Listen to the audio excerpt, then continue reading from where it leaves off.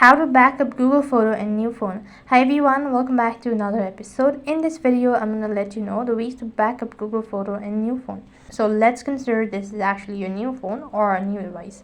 Now you need to go ahead and open up your Play Store and install Google Photos app onto your device.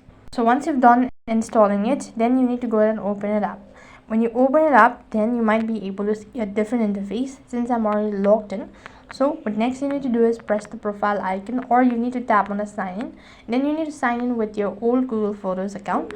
So once you're signed in, then what you need to do is go ahead and tap on backup and make sure to toggle the button or turn on the backup. Once you've turned on the backup, then what next you need to do is wait for it until it's completely loaded.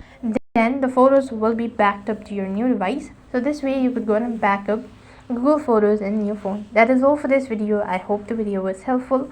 Make sure to like, share and subscribe to our channel. Thank you for watching. See you in the next video.